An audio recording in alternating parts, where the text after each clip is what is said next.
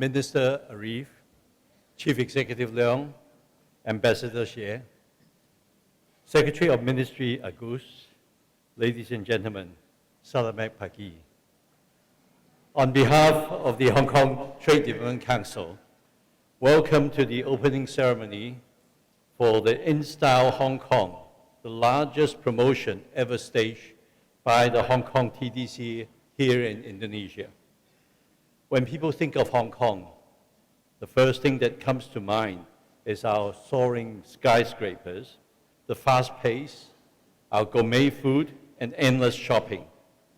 But Hong Kong is definitely all of the above. We have a lot more to offer though. Hong Kong is a key financial hub in Asia and around the world. It is also part of China, a vast market and the world's second largest economy. Of course, when we mention China these days, many people think of the recent not so good news about the Chinese slowing economy and the depreciation on the renminbi. Added to these developments are the potential US rate increase and a decline in emerging market economies. But for markets poised for growth, such as Indonesia, these challenges will likely drive companies to look for new ways to sustain and grow their business. Like the old saying, when the going gets tough, the tough gets going.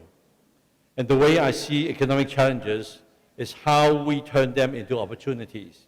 And there's a Chinese word called 危机, meaning danger. And when there's danger, there's also opportunities. And first, let's look at the prospect for economic growth. Looking at the IMF's recent economic forecast for next year, Europe is expected to grow 1.7%, the US by 3%, and developing Asia 6.4%. And even though their forecast is for a slower pace of growth, these numbers still show that Asia countries continue to drive the global economy in the near future. And secondly, I see great opportunity in the China Belt and Road Initiative. This mega development initiative is the new Silk Road and the 21st century maritime Silk Road. It can be seen as a continuation of the centuries-old trading route and much, much more. Linking Asia with Europe and beyond, the Belt and Road Initiative covers about 65 countries, over 60% of the world's population of 4.4 billion people, and account for over 30% of the world's GDP. Some of you may wonder what this has got to do with your business. In fact, there's going to be a lot of opportunities when this initiative starts to take shape. in infrastructure, investment, trade, and everything else. With Indonesia's location at the heart of the maritime route, many parts of your country will no doubt become important strategic locations along the Belt and Road. To enable trade and commerce to boom, investment into infrastructure will have to come first, something which is also a priority for your government. International institutions have already joined together to prepare funding for these initiatives, such as the AIIB, the Asian Infrastructure Investment Bank, the New Development Bank, and many others. The good news is, infrastructure, once built, will bring investment capital, jobs, and business opportunities. Once physical links are established, more opportunities will come along. This will benefit not only the large conglomerates, but also the small and medium-sized enterprises. Combined with the ASEAN Economic Community and advances in the free trade agreement between China and ASEAN, I believe the medium and long-term future looks bright for Indonesian businesses, even if the short term looks a bit bumpy. Let me now turn to Hong Kong and show how we fit into this picture. Under the one country, two system, Hong Kong enjoys the best of both worlds. We have the China advantage and we have the global advantage. We are centrally located on the doorstep of mainland China, in the heart of Asia and along the Belt and Road footprint. We are also one of the world's leading financial centers, the world's biggest IPO center, the second largest recipient and source of FDIs last year, and a burgeoning Islamic finance center in Asia. Combined with our low tax regime and free flow of capital and information, Hong Kong makes it easy for you to raise funds and find investment partners, and to put it in simple terms, just to do business. And if you are in trading or production, our infrastructure and advanced logistics makes it easy for you to ship anywhere in the world. Equally important, our people are world-class multicultural professionals. They understand different business practices and cultural nuances that are needed to build lasting business partnerships. And speaking of partnerships, Indonesia and Hong Kong are already strong trading partners, reaching a value of 5.16 billion US last year. We're keen not only to expand our trade relations, but also to bring together Indonesian and international companies to create even more opportunities for Indonesia and for the region. This brings me back to today. For almost 50 years, the Hong Kong Trade Development Council has been promoting international trade through Hong Kong. Some of you may be familiar with our Lifestyle Expo, which had brought the best of Hong Kong's products to Indonesia in the past 3 years. This time, our InStyle Hong Kong promotion is bigger and better. In addition to products, we have added today's Business Symposium, where you can find a network with top business leaders and find out how to take advantage of Hong Kong's world-class services to grow your business. For the Indonesian public, we have also brought a slice of our city's gourmet and shopping culture in the promotion of the Grand Indonesia Shopping Town. Let me conclude by saying thank you, Vice Minister Arief, Chief Executive Leung, and to our Indonesian partners and more than 200 business leaders from Hong Kong and who are here with us today. And of course, thank you all for coming to our event. I wish you a very fruitful and rewarding day. Let me now invite our Chief Executive, C.Y. Leung, to come up and share with you his thoughts. Thank you. Thank you very much, Mr. Lo. Please be seated. Thank you. Minister Arief, Ambassador Xi, Ambassador of the People's Republic of China, distinguished guests, ladies and gentlemen, selamat pagi, good morning. A very good morning to you all.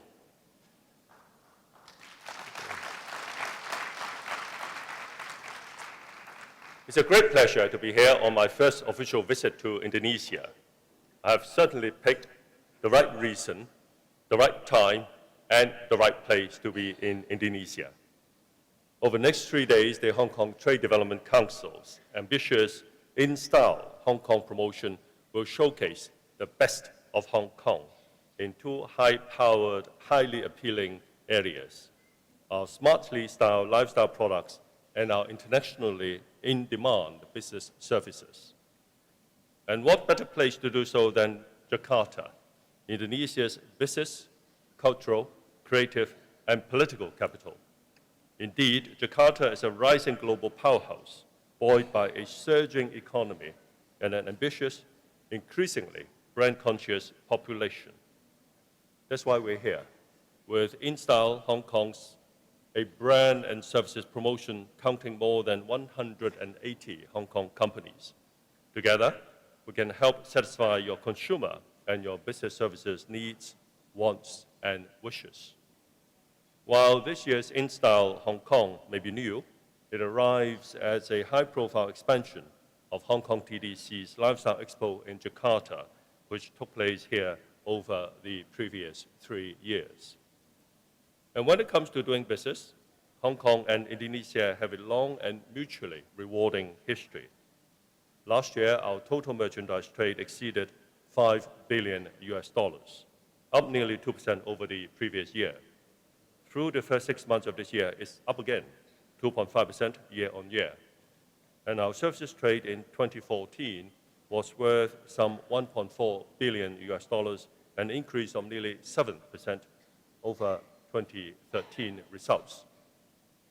Good numbers to be sure, and with a promise of much more to come as Indonesia's 250 million people continue to urbanize to demand the best that the world has to offer. The strength of Indonesia pushes well past the limits of its vast archipelago. You are a key member of ASEAN, our important partner in commerce and trade. Indeed, ASEAN is Hong Kong's second largest trading partner in goods and our fourth largest in services in the world. Last year, the total value of merchandise trade between Hong Kong and ASEAN exceeded $106 billion, up 10% over the previous year. I'm confident that our mutual trade and investment could only be better, generating new business opportunities while boosting economic growth on both sides. The ASEAN-Hong Kong Free Trade Agreement will certainly help. The FTA covers trade in goods and related issues, trade in services, investment, economic and technical cooperation, and dispute settlement. The fourth round of negotiations took place in July in Singapore. I look forward to the FTA's successful conclusion in the coming year. It will, I know, strengthen economic ties and cooperation between Hong Kong and Indonesia. With our help, it will encourage more Indonesian exports to the mainland of China. Inevitably, more Hong Kong and mainland Chinese investment will also find its way to Indonesia. That connection is among Hong Kong's unique business strengths. I'm talking, of course, about our role, Hong Kong's role, as the super connector between the mainland of China and the world. Our free trade experience and global connectivity have supported, indeed, fast-track the mainland's opening up to the world for more than 3 decades now. More than the mainland's largest investor, Hong Kong is the launching pad for Chinese companies and brands eager to take their products, services, and capital to global markets. That, of course, includes Indonesia. Equally important, we are the gateway for global business looking to mainland markets. For good reason, starting with our tax system, which is slow and blessedly uncomplicated. It helps, too, that we maintain a common law system underpinned by an independent judiciary and that intellectual property is rigorously protected. Indeed, Hong Kong has been named the world's freest economy for each of the past 21 years by the Washington-based Heritage Foundation. 3 days ago, the Fraser Institute again ranked Hong Kong #1 in the world in terms of economic freedom. We are a very open and welcoming society. We believe in the free flow of people and information. We subscribe to a level playing field for business wherever that business comes from. Nearly 7,600 overseas and mainland Chinese companies are based in Hong Kong. The government does not compete with you. The government does not own businesses in Hong Kong to compete with businesses, whether they are local or foreign. The Hong Kong market is equally attractive, offering global business nearly 70 million consumers. Our own 7 million residents, together with the nearly 61 million visitors we welcomed last year, most of those, of course, from the mainland of China. Many of them come to Hong Kong for shopping, closely following our trends in style and fashion. Therefore, I can assure you, what sells well in Hong Kong will sell well in the whole of China. That's why sometimes, tongue-in-cheek and among friends, I say, give Hong Kong some free samples and I'll promote them for you. I should add that while the mainland's recent economic challenges have been well publicized, its economy is still growing at a rate most of the world would gladly and enthusiastically embrace. Our one country, two systems arrangement gives us advantages no other economy can hope to match. When you are in Hong Kong, you are, of course, in China, a market with tremendous potential. And thanks to our one country, two systems arrangement, we share with our international business partners and that definitely includes our Indonesian partners, the benefits and the convenience of, so to speak, the other system. Consider, for example, CEPA, our free trade pact with the mainland. CEPA, namely closer economic partnership arrangement with the mainland, promises Hong Kong companies and their products and services preferential treatment in mainland Chinese markets. Indonesian investors can enjoy the same benefits, set up manufacturing operations in Hong Kong, produce goods that meet CEPA origin rules, and your products enter the mainland of China tariff-free. Or simply partner with a Hong Kong company to realize all that CEPA can offer you and your products and services. Then there is China's 21st century maritime Silk Road. I'm pleased to note that it was right here in Jakarta, nearly 2 years ago, that President Xi Jinping of China announced the Silk Road's launch. Together with the Silk Road Economic Belt, known as the Belt and Road, they cover the major economic corridors of Southeast Asia, South Asia, the Middle East, Central Asia, Eurasia, and Europe. The Belt and Road promises smart including policy coordination, infrastructural connectivity, unimpeded trade and investment, deeper financial integration, and stronger bonds among countries along the Belt and Road way. We have much to offer. As China's international financial center and the world's Chinese financial center, Hong Kong boasts the experience, expertise, and the connections to serve as the Belt and Road's fundraising and financial management hub. Hong Kong's financial options range from public offerings and loan syndication to private equity funds and the raising of funds through Islamic finance. It's worth noting that Hong Kong issued 2 sukuk over the past year, each with a size of $1 billion, each listed concurrently in Hong Kong, Malaysia, and Dubai.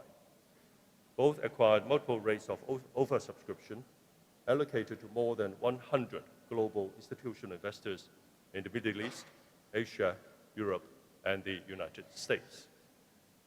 Their success confirms that Hong Kong has the legal, regulatory, and taxation framework necessary for sukuk issuance, that we can offer financing options for Islamic economies, corporations, and investors along the Belt and Road. And it's not just Islamic finance. We are the world's largest offshore renminbi center. Indeed, the renminbi may well be the best illustration of Hong Kong's super connector role between the mainland and the rest of the world.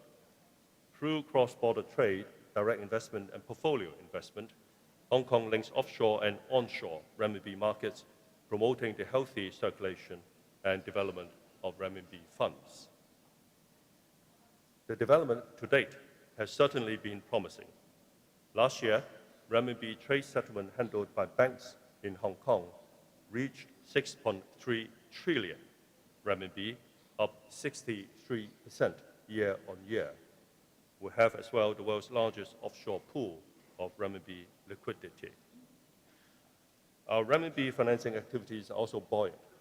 The amount of outstanding renminbi loans increasing from 116 billion at the end of 2013 to 188 billion at the end of 2014, an increase of 62% in a year. I'm sure Indonesian and ASEAN businesses will find our services in renminbi convenient and efficient. More than financial know-how, Hong Kong's blessed with an enviable pool of multicultural and multi-talented professionals. Their expertise runs from accounting, law, and architecture to infrastructural management, engineering, and logistics, the latter covering both maritime services and air cargo. Indeed, Hong Kong is home to about 14,000 logistics companies, most serving the trade between China and the world, all adept at providing customized supply chain solutions for global companies, for your companies. There's no need to wait until tomorrow. Today's opportunity is right here, right now, at InStyle Hong Kong, for making it possible, for bringing Indonesian and Hong Kong business together, for bringing me here to the great global city of Jakarta. My thanks to the Hong Kong Trade Development Council. Ladies and gentlemen, I have no doubt that the relationships between Hong Kong and Indonesia will continue to grow and flourish. As I have announced yesterday, Hong Kong will soon establish a Hong Kong Economic and Trade Office in Jakarta, which will be our government and official representation here, and which is warmly welcomed by the Indonesian government. We only have economic and trade offices in 11 other foreign cities so far.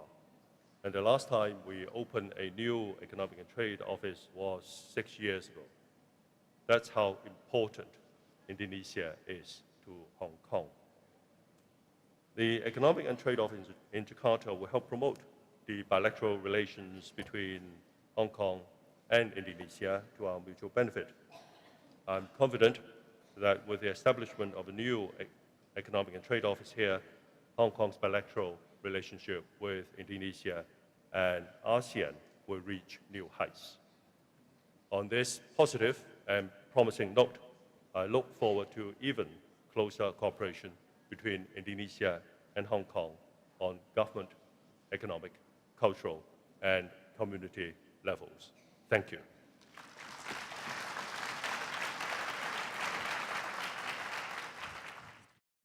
Your Excellencies, Mr. Arief Yahya, Minister for Tourism, the Honorable Mr. Leung, Mr. Lo, Mr. C. Ambassador of China, and ladies and gentlemen, I'm very happy to be here.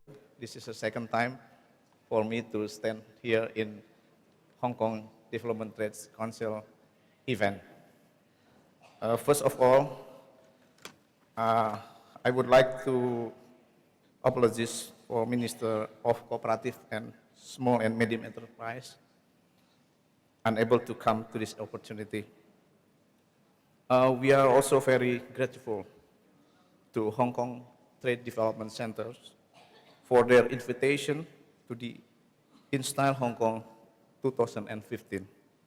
We hope that this event can also provide strategic ideas in establishing and developing cooperation in the future, especially in the field of empowerment cooperative small and medium enterprises.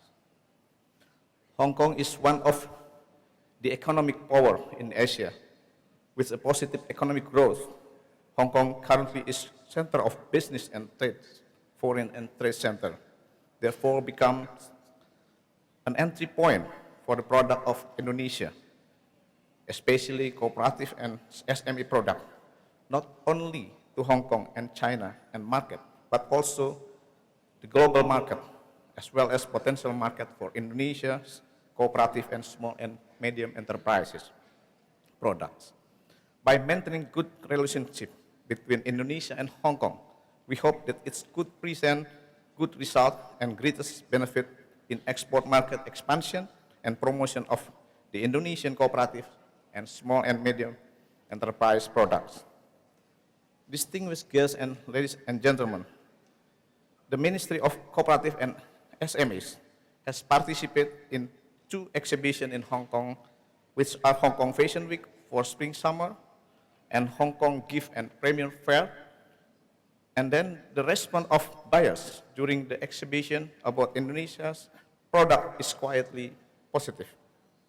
In the event of Hong Kong Gift and Premium Fair in 2014, the Ministry of Cooperative and Small and Medium Enterprises, together with Hong Kong Trade Development Council, has signed an MOU cooperation in the field of promotion on April 28, 2014. Distinguished guests, ladies and gentlemen, according to data of the Ministry of Cooperative and Small and Medium Enterprises in 2013, it showed that more than 99.7% or 57 million units are coming from the SMEs. It could absorb the workforce until more than 97% and contribute more than 59% to the gross domestic product and contribute to the 16.4% of gas and oil export. From that number, approximately more than 678,000 units have been categorized as the exporting SMEs and potential export from various categories, which are furniture, interior and home decoration, craft, fashion and accessories, food and beverage, herbal product, spa and cosmetic, agricultural commodities, derivative products, and products of other industries. Distinguished guests, ladies and gentlemen, in 2014, total trade transaction in Indonesia and Hong Kong was more than 4.63 billion US dollars. Consider of the volume of export was about 2.78 billion US dollar, while the volume of import was about 1.85 billion US dollar. Volume of export of Indonesia consists of oil and gas in 6.4 billion US dollar, and non-oil gas is 2.78 billion, while the volume of import of Hong Kong consists of oil and gas is 37.37 million US dollar, and oil and gas is about 1.81 billion US dollar. Some of the favorite commodities from Indonesia are minerals, fuels, machinery, electrical equipment, machinery, mechanical appliance, jewelry, fish and shrimp, prawn, optical devices, paper, cardboard, milk, butter, egg, copper, and footwear. Ladies and gentlemen, here we expect the cooperation between the Ministry of Cooperatives and SMEs with Hong Kong Trade Development Council, promotional areas further enhanced, and Hong Kong Trade Development is expected to provide market opportunity for Indonesian SME products in Hong Kong.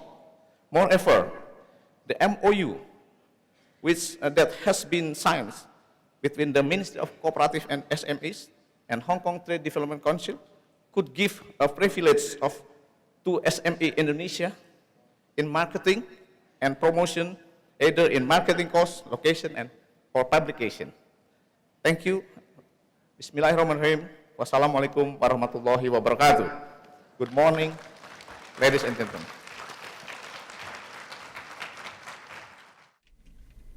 Mr. Xi Feng, Ambassador of the People's Republic of China, distinguished guests, ladies and gentlemen, a very good morning.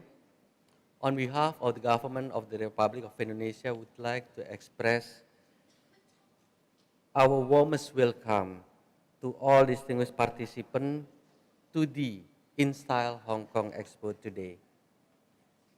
We also extend our sincere thanks to the government of China, especially Hong Kong administrative region, for choosing Indonesia as the venue for this prestigious exhibition, given the fact that Hong Kong has long been known for its many exhibition centers. We are all aware that exhibition is one of the major elements of the MICE industry in the Asia-Pacific region. This is also part of tourism industry that the government of Indonesia is focusing on in its national tourism development. The choice of Indonesia, especially Jakarta, as the venue for this expo has actually shown a good relationship between Hong Kong and Indonesia, not only in trade and investment, but also in tourism. In 2014, there were almost 100,000 tourist arrivals from Hong Kong. We expect more than 100,000 tourist arrivals from Hong Kong this year. We know that one of the goals of this exhibition is to encourage more Indonesian people and Hong Kong people to visit each other, not only for business, but also for leisure purpose. Let us work together and cooperate in tourism promotion like this.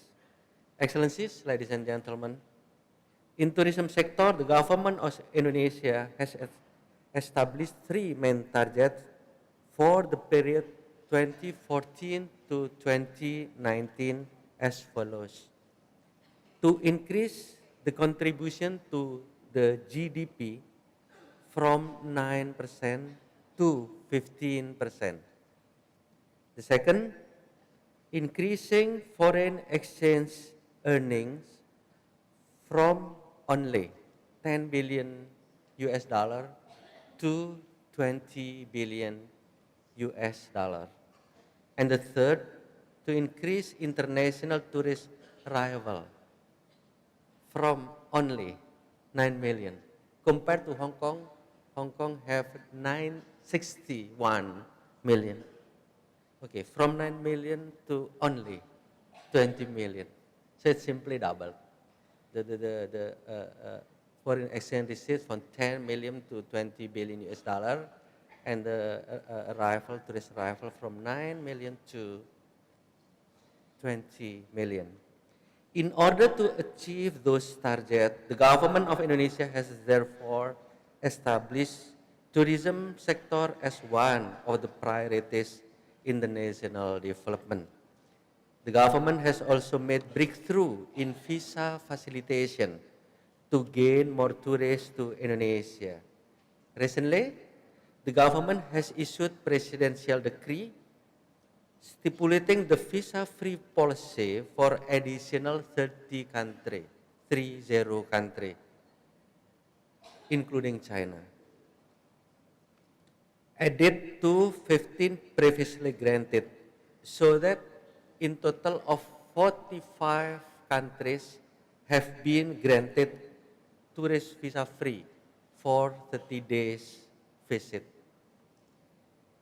In addition to these 45 countries, now the government of Indonesia is in process of considering another 45 countries eligible for tourist visa-free and expected to be effective by early next month.